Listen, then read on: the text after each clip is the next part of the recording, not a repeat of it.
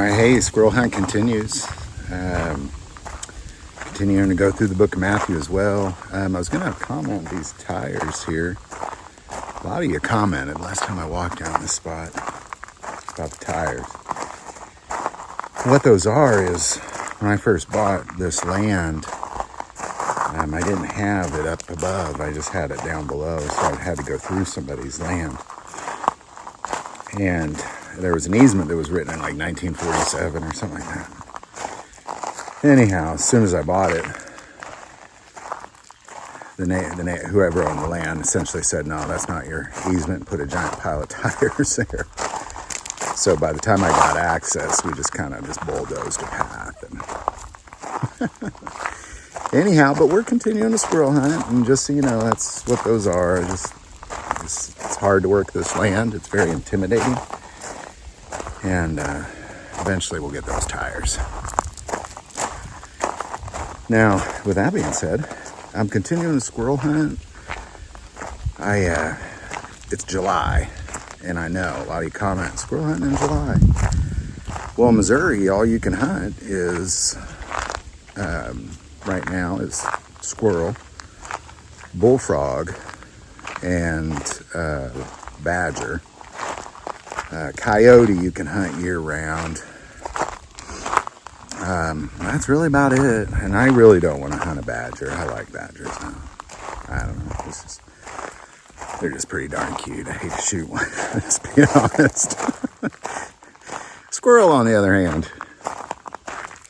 So, here we are. And why I'm out hunting in July is, one, that's all you can hunt. But I've done more hunting in the last month than I maybe ever done in my whole life, because God has me going through the book of Matthew verse by verse, and for whatever reason I was kind of trying to figure out, what are you trying to tell me to do? Because he kept telling me to get out on a boat and fish, but that wasn't just it. And then get out in nature, hunt, and that's it. Just get out and be in nature and hunt and fish, and then go through the book of Matthew verse by verse. So that'll take years. And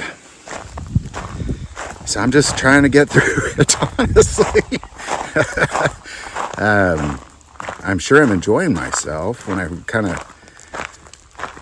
figured out what it was he was trying to say to me, I really just kind of said, thanks, Dad. Like, this sounds great.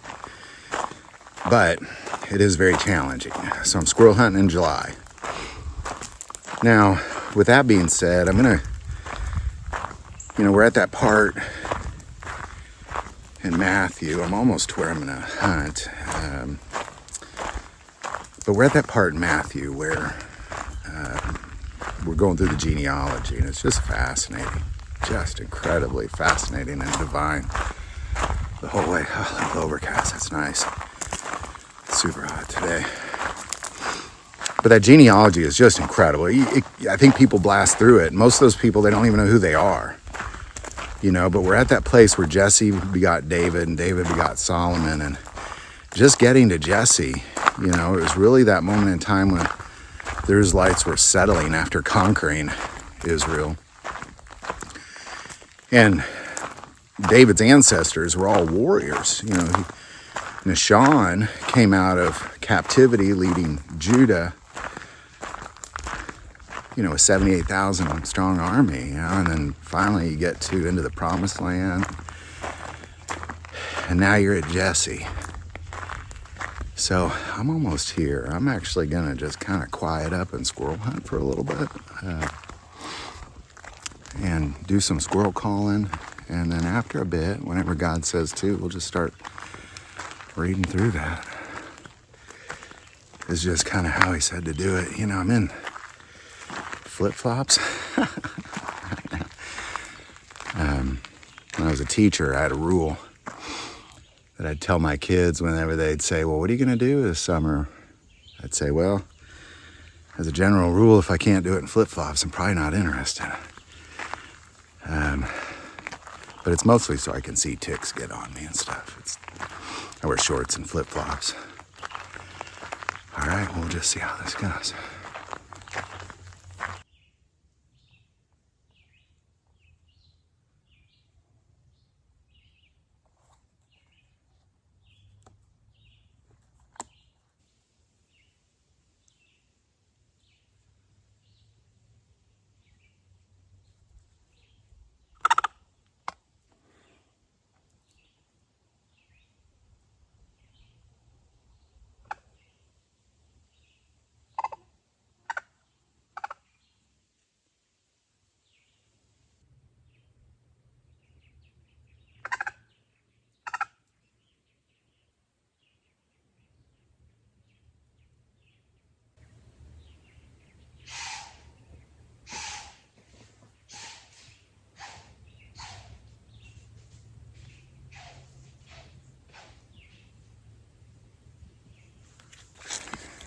Gotta see what that was, man.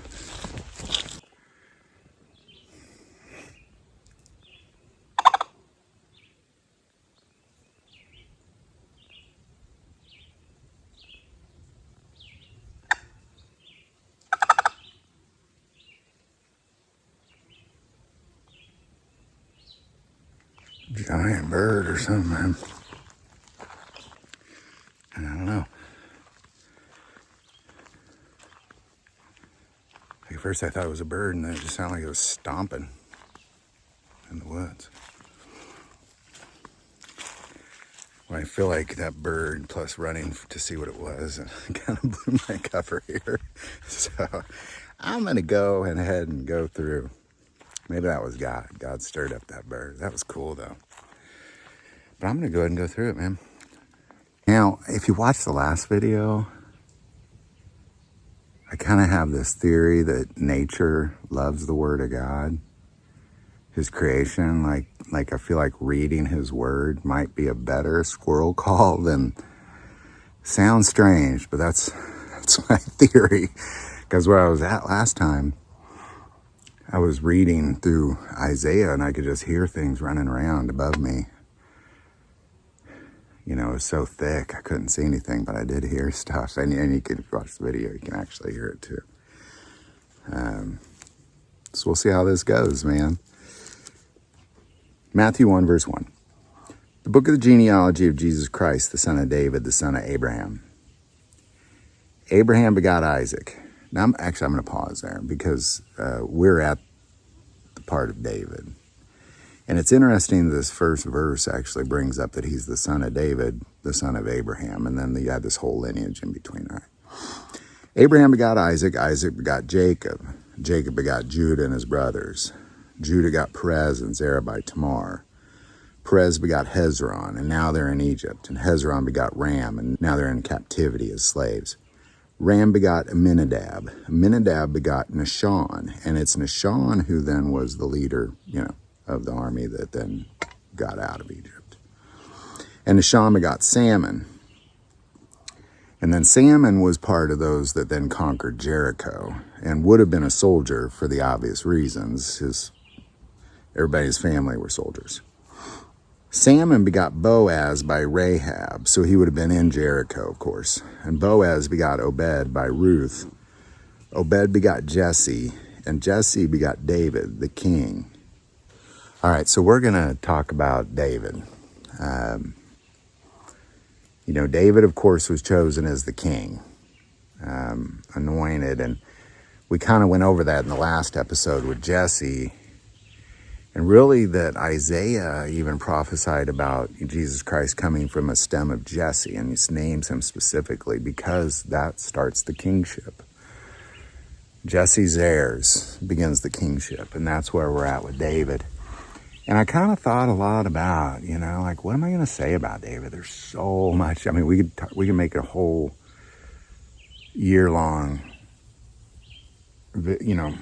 series of videos about David, so what do you say about him? There was something that he said that really, I think, for me at least, always defined who David was, and who he saw God as. And there's a couple things where, actually, even as I spoke, I thought, there's another example I'm going to bring up, but let's bring this first one up. And it's when he is, meeting his brothers when they're battling against the Philistines, and Goliath, the giant, is there. And it says this in 1 Samuel 17:24, and all the men of Israel, when they saw the man, fled from him and were dreadfully afraid. So the men of Israel said, have you seen this man who has come up? Surely he has come up to defy Israel. And it shall be that the man who kills him, the king will enrich with great riches, will give him his daughter, and give his father's house exemption in Israel. Then David spoke to the men who stood by him, saying, what shall be done for the man who kills this Philistine and takes away the reproach from Israel? For who is this uncircumcised Philistine that he should defy the armies of the living God? It's it's that line. Like that comes to mind all the time. Like there's times when I'm up against something crazy and I'm like, who do they think they are coming up against the men and women of God? Like, who do they think they are? Of course they're gonna lose. You know, here's David. Nothing about the size of this guy matters to him. Nothing about the chatter or the fear of every Israelite matters to him. He's like, well, he's an uncircumcised Philistine, and I'm part of the army of the living God. So, like, what's the problem here? Like, don't you guys get it? There was not a moment of doubt in his head. He had no doubt because he believed in who the armies of the living God were. And you have to go back to the lineage to understand that, you know. Let's just touch on it for a second. You know, here's his ancestors. Aminadab begot Nahshon.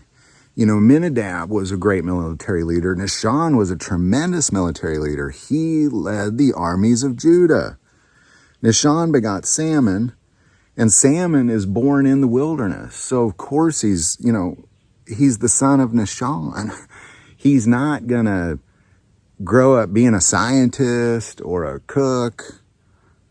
He's going to grow up being a soldier. So when they go into Jericho and the walls fall down and the soldiers go in, you know, some to retrieve Rahab and her family, but some to just kill every living thing in there.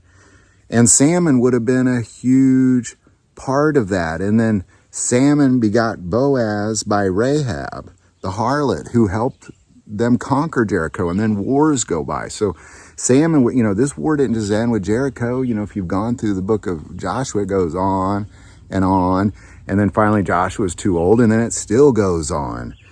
And obviously Salmon would have been a part of that, and he would have been very wealthy because of it, because of all the bounty. Because if you recall, God said of Jericho, you know, you can't take the bounty. That all goes into the house of the Lord. But after that, the bounty went to the soldiers and the people. So it would have been a very wealthy man. And so he begets Boaz. And of course, Boaz is a wealthy man, if you've read Ruth. You know, he then, and this is a moment of settling. And Obed, when they begot Obed, that's just kind of this moment of like, all right, we're settling the land. And then Obed begot Jesse. And then Jesse begot David. So we're not, you know, David would not have been a fool to how God took them out of Egypt, how God delivered them in the wars in the desert, how God delivered them in conquering Jericho. He would have been very keenly aware of all this. So by the time he's looking at these Philistines, he's like, well, we're Israel. He's an uncircumcised Philistine. Like, I could go kill him. Like, what are y'all afraid of? And this is the type of courage that we really need desperately. Now, the other thing I want to bring up about David, and it just kind of came to mind, so maybe I'll just talk about it a little bit while I look for it, but there's this moment in time where Saul is chasing David. And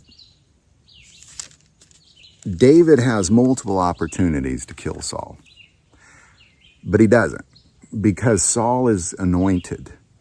You know, you're looking at 1 Samuel 26. Second time he's spared, but there's this moment in time where even a soldier comes, one of his faithful comes to him, and it's like, you know, we have this opportunity to kill Saul, and he kills him because you can't kill God's anointed. So even if God's anointed is trying to kill you, you can't kill God's anointed. You just can't. And he understood that. That's what's so beautiful about David, you know, and we're not going to get into Solomon this time, but, you know, there's a lot of reasons. I thought a lot about that. You know, well, I saw David had a lot of kids, and Solomon was not his first, nor from his first wife. What is it about Solomon is what we'll get into next time. So,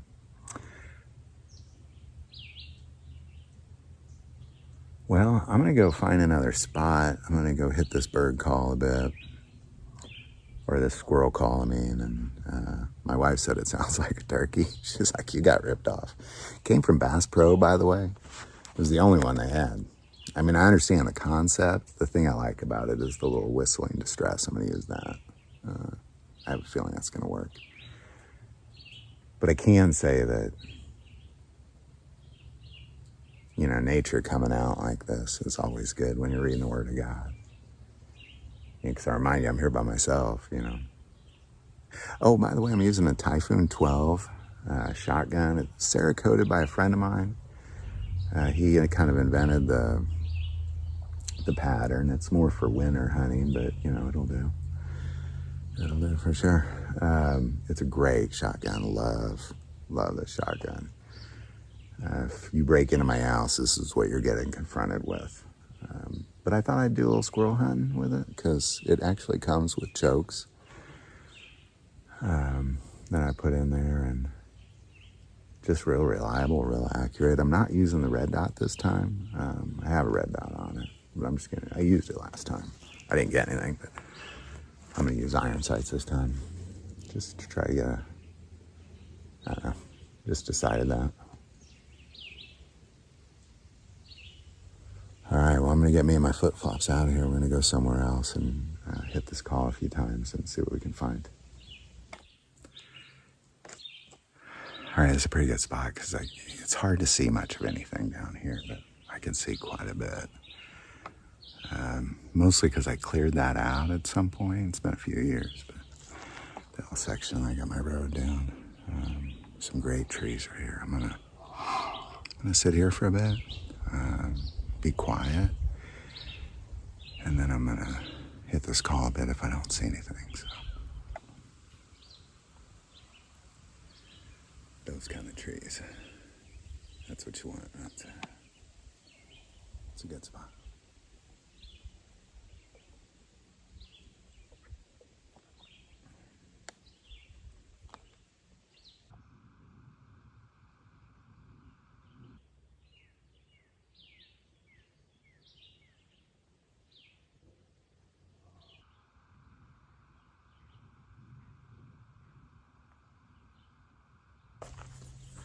If you have a good squirrel call, put it in the comments below. This is the only one I got.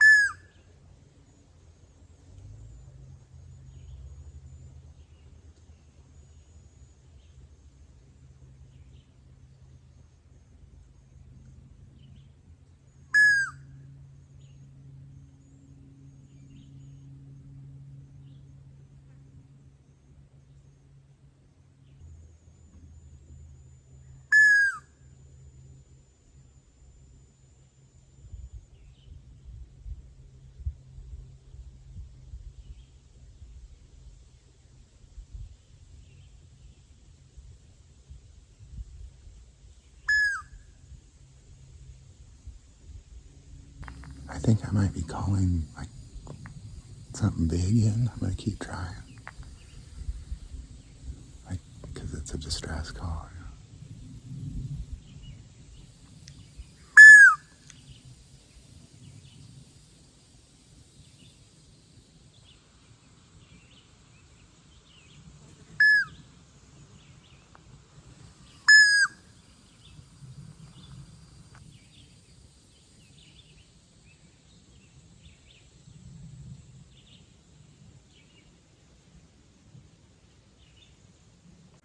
All right, so I've made my way to the gun range. Yeah, because I can hear something in there, so I'm gonna go in there, see what's up.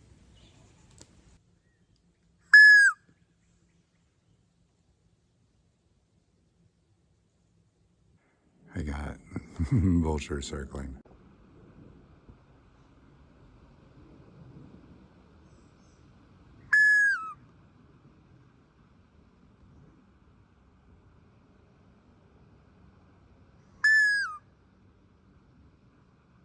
All right, I'm back over where I was a second ago. I just had to go check out some sound up by my range. because I kind of feel like I'm calling in a predator, as well as I can see 2 squirrel nests from here. I'll get it on B-roll, but I'm gonna hang out here. I'm gonna keep trying to call stuff in. Kind of thinking those big birds were vultures that I heard earlier. But it's fun. It's fun watching nature just come to you. I love this. Thanks, Dad.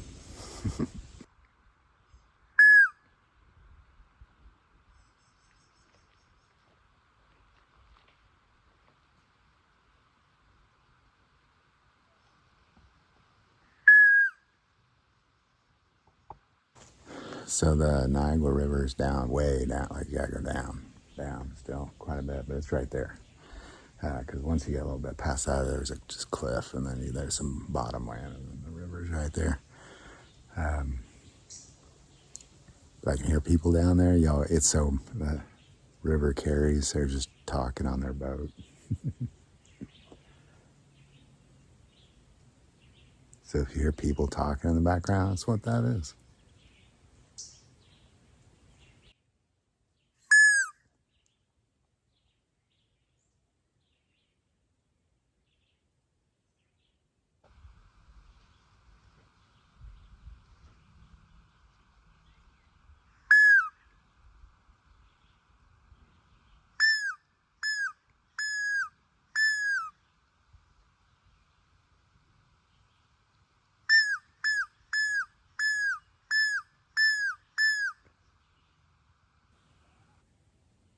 Sounds like they're canoeing or something.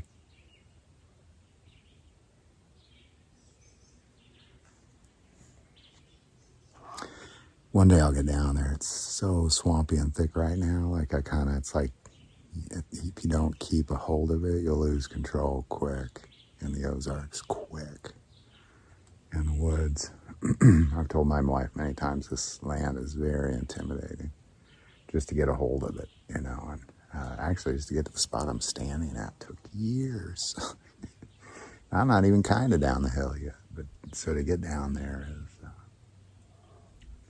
I had a road all the way. There's a beach down there, very beautiful. I like this hunt, actually, that bottom land. I bet there's a ton of squirrels down there.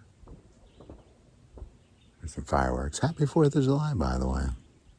I'm sure you'll see this on the 5th or 6th, but it is the 4th.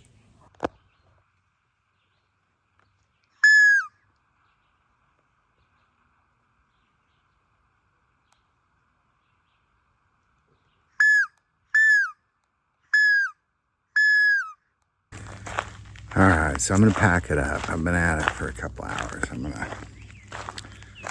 pack it up. I did stir up a bunch of vultures. That was pretty interesting.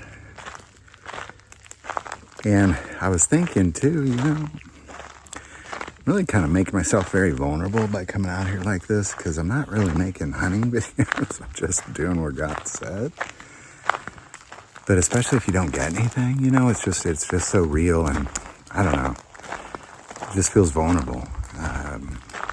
Because to be honest, I've shared, I was raised by hippies. We didn't do any hunting. Guns were against the rules, period, man. And I don't know. You just, you kind of come out here and you're just trying. Because maybe this is my real dad teaching me how to hunt, But God said this was important, I believe it is, because, the church is ignorant to many of the teachings of Jesus Christ, and you have to go through it verse by verse to fully grasp it. And for whatever reason, it's just how he said to do it. So I guess that's why they call it hunting and not finding. Because it sure is hard. I hope I don't. Well, I know I won't, man. Because think about oh gosh. I don't even know how many verses are in Matthew. And even this one is like 3 videos. This particular verse, It's always harder but going back up the hill than it is going down. But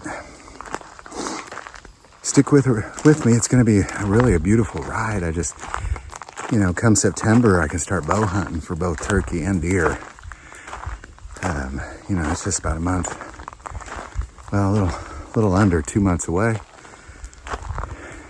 So won't be too far off. There's a ton of deer and turkey around here. There was one time I was standing up at the top of the hill because I couldn't get past the tires, so I had to park up there. And I'd already put away my rifle, and all of a sudden the earth just started shaking, and I could hear something in the woods, like a stampede of elephants or something. Like 50, 60 turkeys come running out of the woods and crossing the street. They didn't care about me at all. So it's going to be a fun ride. It's going to take a couple years. Definitely going to try to get out on a boat and do some fishing for sure. Probably should do more fishing than hunting right now because it's summertime. But that's kind of where God has me. So anyhow, keep joining us. Any thoughts or insight on any of that, definitely put that below. Definitely, never hesitate to leave prayer requests. Thank you for watching this episode of Got Family Guns, and as always, love God. Love your family. Yes, hill is steep and love guns.